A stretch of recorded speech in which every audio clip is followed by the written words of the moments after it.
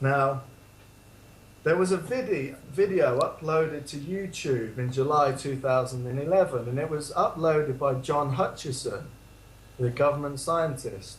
Yes. Well, I don't Uh, know if he was a government scientist, but you're talking he, to the guy who they got you, the Hutchison effect. Hutchison. well, apparently, he did work for the government. He did he worked for some intelligence agency, and he was actually based in Canada and British Columbia, interestingly enough. I think that's where he was from. And now he uploaded this video of a police officer in America, and he uploaded this video in, I think it was July 2011. A police officer stops a guy on the side of the road in a car, gets out to question the guy, and the guy hits him with some kind of laser death ray and disintegrates the police officer next to the car and leaves him in like a smoldering pile of bones on the floor, and then drives off. Now, I sent you a link to that video. Now, the picture of me with the stone was taken in October 2011. And now, John Hutchison his specialty was working with advanced laser beams. We call it the death ray. Yeah. A Now, laser, this of is course, being a lot more than just a beam of light. There's a lot more you can do in that. Well, this is what they've miniaturized these, and they've incorporated it into the cybernetic exoskeleton. Tiny little plasma cannons, but they're devastatingly powerful. And That means they're able to deliver more than just a shattering blow. It must actually transfer that energy very effectively to the rest of the substance, so it just obliterates it. well, I mean, it can, yeah, I mean, it can do so much. It can leave a person in a small pile of smoldering bones on the floor, and just completely microwave them. And this now. When I was handed the Brazilian Princess Topaz in the JP Morgan Hall of Gems, now I was supposed to hold it and tune in to a particular reptilian who was on the run, this reptilian. Now Right. his name was Belial. Belial? Belial. Now Billy? B E L IEL. Belial. Now I first remember meeting Belial in a place called Cloud's House in Wiltshire around 2003. Now, this house was owned by Alistair Crowley, and I'm Is not going to that say what I was doing. whereabouts in Wiltshire? Um, I mean, it's it's in a crop circle country. Boscombe Down, Porton Down. Yeah, it's near Boscombe Down. It's in a place called East Noyle, Wiltshire. Right. It's not now. Yeah, it's called Cloud's House. It's quite a famous place. It used to be owned by Alistair Crowley. There's the statues of devils and reptilians all over the walls there. I'm not going to say what I was doing there, but there's entrances to the underground bases in the area in that house. Well, And there's Boscombe, Porton, and I think another base. yeah, yeah, and they have ships approaching, and people and beings come from the ship straight into the house, and then from the house it's a big mansion. They come into human society, so that it's a big gateway. That house, it's a very important place. Yeah, I mean, we have an eyewitness to somebody seeing a large UFO come down and land at Porton Down. So It's maybe. it's very close by. I mean, it's a huge gateway for activity, alien activity into England, and so I was actually staying there, I was sleeping at the house there. I spent about 6 weeks there. And one night, two NSA agents came into my room and took me down to one of the larger rooms downstairs. And there was old chairs set out, and there was a being with his back to me, sat down. He looked like an old man with a robe on and a hood up. And when I walked to the front, he looked up, and it was reptilian, with reptilian eyes, horns, How many red, horns? What did it look like? just two, Just one here and one here. Red skin, reptilian eyes. Look like your classic portrayal of the devil, really. I mean, a bit like the guy in the Star Wars film. Yeah, Darth Maul, similar to that. Yeah, and I sat down, and I mean, when he looked up and I saw it was a reptilian, I kind of staggered back. But then I got my wits about me, and we sat down and we had a conversation. I'm not sure if it was telepathic or not. And he was talking about how do we, the two bloodlines, come together to create this symbol, the swastika within the Star of David. You want to know how the two bloodlines have come Yeah, I together. looked that up. It's like I say, it's a sign of the Raelians, but I'm not sure which direction the swastika goes in. But I know the swastika fits perfectly in the Star of David, and the swastika, the Nazi swastika, is a symbol of Thor's hammer, which is another Odinist artifact. So Belial wanted to know how the two bloodlines could come together. And we talked about this. And I don't know the full story, but Belial ended up on the run in America somehow in 2011. And I was handed the stone with his essence to track him down. You were handed what? I was handed the stone out the case in J.P. Morgan's Hall of Right, Gems. yes, okay. Princess Diana's cousin was there, and he introduced me to these people. My wife's family originally introduced me to these people, but he got me deeper in. Princess Diana's cousin, I won't say his name, and I held the stone, tuned into his essence, and then the mission was Operation Belial, to track Belial down across different states. And somehow the video where the policeman has disintegrated one of these plasma beams is connected to the Belial manhunt, and that was somehow connected to the state of Arizona at the time. And did they get him? Did you get him? We got him in the end, but what is interesting is that What happened? well, the video was uploaded in July of 2011. Now, the picture with me holding the Brazilian princess is taken after that, in October of 2011. So there seemed to be some kind of time travel element going on, where we were going back in time a few months, still into America, but to search for Belial, because it's really difficult to get information on the video. It's all I've been able to find out is that it was supposedly a Rothschild was driving the car, the car where the individual inside disintegrated the policeman. It was a Rothschild, and we've found out that the license plate was from the 1950s of the car. And what type of car was it?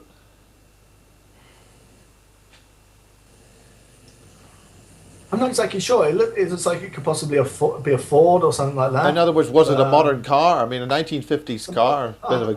Yes, it's definitely a modern car, but apparently the license plate was from the 1950s, and it belonged to a guy who went missing in 1953, but on a modern car. So there's a bit of a dilemma there. Why use a well out of date license plate? Surely is that why the police picked them up in the first place, or? Possibly. I mean, it doesn't make sense. Why would you use a number plate like that on a modern car to make yourself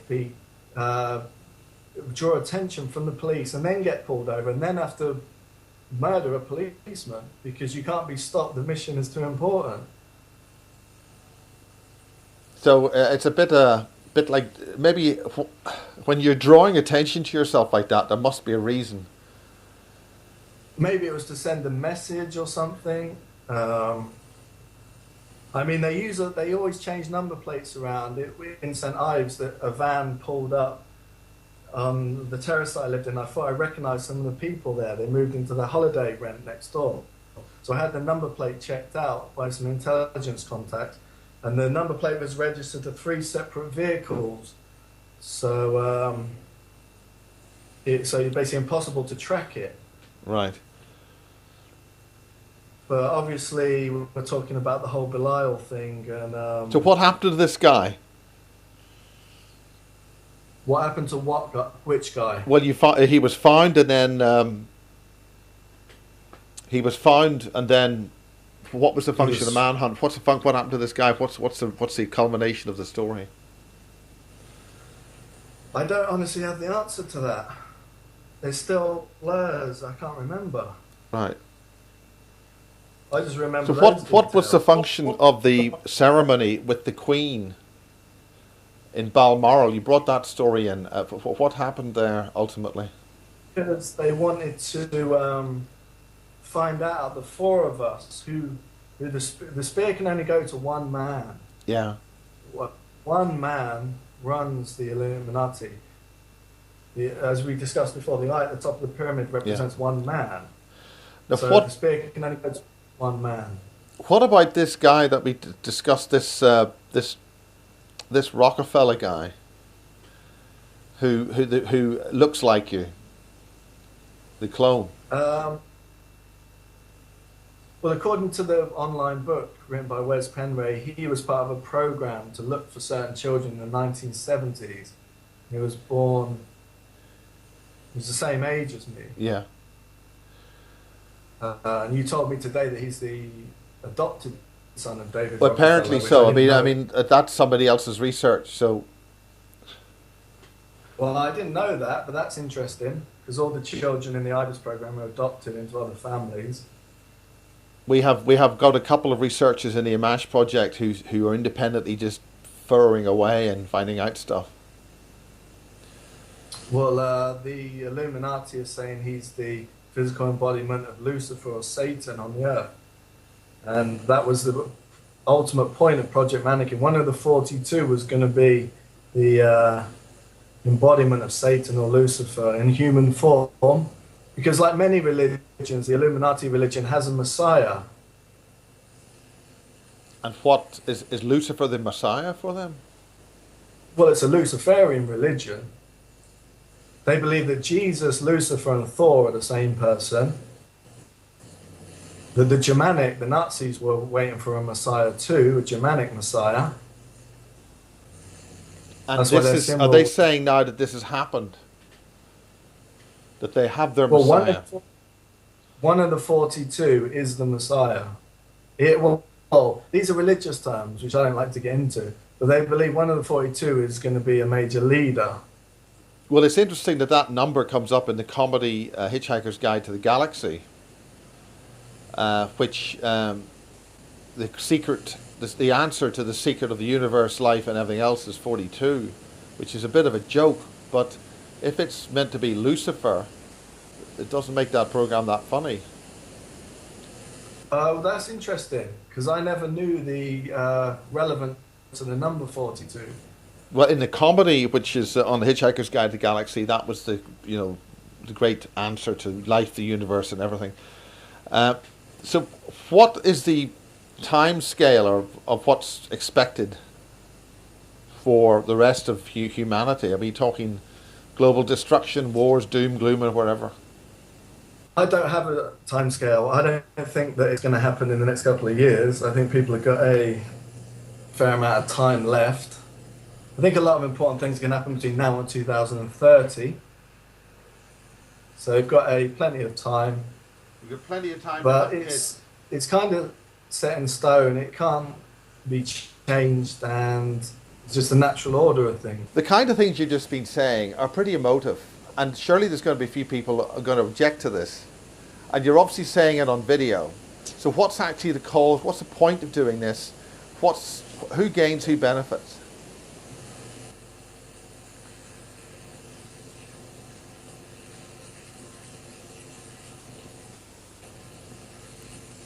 I think there's some people that are important to us that we want to see survive.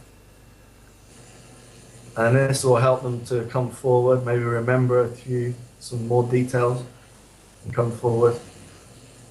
It's where we haven't, the shepherds haven't fully gathered their flocks yet. Now, there's two independent forms of new humanities coming along. I mean, we interviewed Mary Rodwell quite recently, and there's all these new children coming forward. Their DNA is being indicates that they're much superior. They've got a great deal more to offer, but the education system that we have is being used to program any of that out of them before they grow up. And then secondly, we understand from some sources that the whole point of the Falklands War was a black goo that the Argentinians were working with some kind of alien race in the Thule Island, south of the Falkland Islands. And that black goo was used by the British in some kind of super soldier program which failed. Mm. And they then, did the good old British thing, just flushed it down the toilet. And that is creating a series of upgraded human beings. I mean, this claims to come from a guy who's some of this information comes from researcher in exopolitics David Griffin, and also another one who claims to be the son of an MI6 agent, who is saying that this is going to change humanity. In the next 10 years, there are going to be a whole lot of new enhanced beings. What's the angle on that? Are these stories which are together? Are they congruent or independent?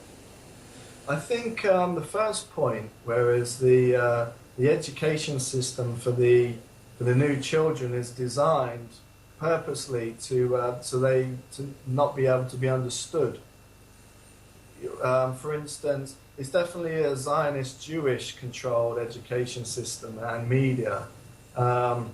Whereas in the army, the textbooks were, say the medic textbooks, for instance, it was like they were written by some kind of computer, not a person. And it was just so boring. The text was just laid out in such a mind-numbingly boring way that it was difficult to read it, basically. And for... Is there some kind of psychotronic programming within the text to actually basically just do your head in? Yeah, exactly. And it was, for a person who switched on with a special type of DNA, it's designed, they just can't take it in. It's just mind-numbingly boring. And then they can say, oh, well, this person has ADD, and we need to damage them with dangerous drugs. So I mean, there is a school of thought in the United States that everybody is technically insane. Anybody who rebels against the government is clearly insane, and they need drugs to medicate them. So basically, I think the point is that if you're gifted in some ways, you're not going to be able to follow the education system and be classed as stupid. So the only way around that is private education. Or, I mean, maybe homeschooling or something like that. But things have gone so far now. It's going to take something huge to change all this now. It's just things have just gone to fallen to such an extent. And then I think it leads onto the black goo subject. There's in the super soldier programs, there's something to do with these kind of worms. I don't fully understand it. Well, this is something which was happening to Marie Kayali's daughter. Her head was full of these worms. They're putting worms in people. They're putting them in all different orifices in the body. And, I mean, some of the implants that people have got are sort of like squiggly things with lots of legs. Yeah. I mean, it's all different. Some of them are really large, and they're all doing, it's kind of nanotechnology. I'm not really a scientist, but I think that somehow one of the functions is they're eating the human organs and replacing them with cybernetic organs. It's one of the functions. Where they're eating the flesh and laying some kind of egg behind it, which is building cybernetic organs. So is this the sort of like the nanotechnology will be used to sort of invade and take over? Yeah, and they're also you can program the worm to do something and then put it in somebody and control that person with these worms, whatever they are. Now, the point of is there any way that anybody can reference any of this material? Is this available in any programs? I mean, there is something on the goo. I mean, there's information from on the Diamond Spider Wars on the internet, but Now, where there's did this diamond spider war stuff come from? We have some evidence. We had some people say that there's colonies of these kinds of spiders, whether they're mm, the diamond spiders that you're talking about in Cumbria, in mines in yeah, Cumbria. they Uh, weren't found yet. what is a diamond spider? It's a huge spider. They grow up to I think 10 feet long, and they have a diamond exoskeleton. So they're very hard to kill. And they're from the moons. I think they're on the moons of Saturn. They're on the moons of Pluto, Jupiter. I think they have colonies there. So I think we're dealing with a lot of these insect Does that races. not mean that if they get warm, they'll fall apart? I mean, at our body temperature. I think they can survive in normal Earth climates. So basically, it's a crystalline carbon-based life form, or Yeah, I mean is it a they look like silicon-based huge life form? tarantulas, but the exoskeleton is diamond based, similar to the super soldier exoskeletons, which is extremely hard metal. The closest thing could be closest Earth element would be a combination of gold and diamond, which is cold fusion alloys from this moon of Saturn. Do you have any names for that? For the moon, Yeah. it's called, I think you pronounce it Enceladus. Is that the material or is it the moon? I'm not sure if there is a moon that's called that. That is the name of the moon is Enceladus. Okay, I'm not currently. I don't know where all the moons. Now Yeah, the it's a problem nice. about this is in the last few minutes of this part, how were these moons discovered? How was this information mined, and how do these so-called spiders come here? I mean, are they physical in our domain? Yeah, physical, very physical. And they've see a lot of these moons are guarded by these strange insect type creatures. So the moons are needed to be raided for the alloys. But then we're discovering all these insect type creatures, and now they're on Earth. In other words, they contaminated whatever came back from these moons. And I don't know exactly how they got here, but I know there's all pods coming down all over England. And they're full of different insects. Now, we have a whole thing in British schools, or English schools particularly, called the Alien Pod Program. Have you heard of anything like that? Yeah, I've heard of it. The I Alien mean, Pod seems to be it's frightening the children because it's set up. I mean, these are false things that are actually made by the police. They bring them in and pretend as. I mean, what do you know about them? I think that it's a kind of false flag operation because real pods are coming down, so they're setting up the false flag pods in schools to kind of disguise what's happening as a cover. I know personally, my daughter has been there's I think a naval helicopter came to the school, and some of the children were bundled onto the helicopter from the school, and there's definitely, like I say, we talked about this before. Pods have come down in St. Ives, probably diamond spider pods. I mean, this is. Is there any data anywhere where we can find out about this? There's data about the diamond spider wars on the internet released by a naval intelligence guy, ex-naval intelligence guy. I think you just Google diamond spider wars. And it talks about some of the diamond spiders attacked some CIA bases in Virginia underground, Do killed most. do they prefer to be underground? Can they tolerate sunlight? How do we do? Apparently they've appeared above ground, although in different countries, and attacked villages in India. And many people have died, but apparently they were the baby diamond spiders, not the fully grown ones. To what sort of size were they? Like a huge tarantula, the babies, but the full grown ones I think can grow to like about 10 feet wide. So And 10 feet long. what sort of life cycle do they have? How long? I mean, I think they have like a king and queen, and I think the queen lives underground and lays the eggs inside rocks. This is what I heard. this is pretty fantastic stuff. Before we have people running out of the cinemas screaming and terrified, Just to close up this part. I mean, what are there any cases of this stuff? This is fantastic stuff. I mean, it's completely fiction. I mean, nobody could possibly believe this is actually real. How does anybody believe this kind of thing?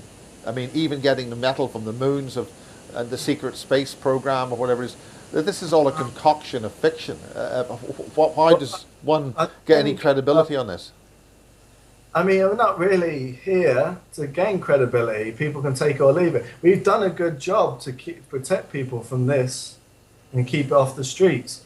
But we're kind of getting to the point now where we're tired of doing it, spending all our time protecting people from it, and we're just going to kind of let it go and let it come onto the streets in some ways. I mean, at Basis 9, you said very briefly at the end of this part,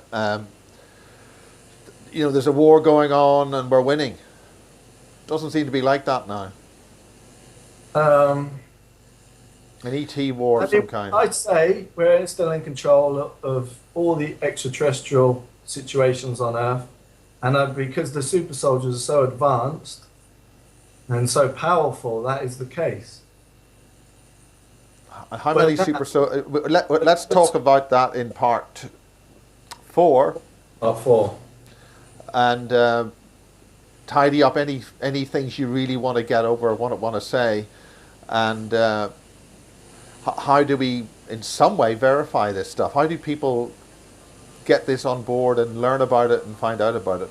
So as we run out of tape, first hour, I keep on wanting to call you James. Anyway, Michael, I'll be back and you can maybe tell us about the t-shirt. Maybe there's something deep and significant about that, is there? This is just a pagan symbol, a man sitting between two wolves. It's an old pagan Germanic symbol. All right. Okay, well, part 4, oh wait.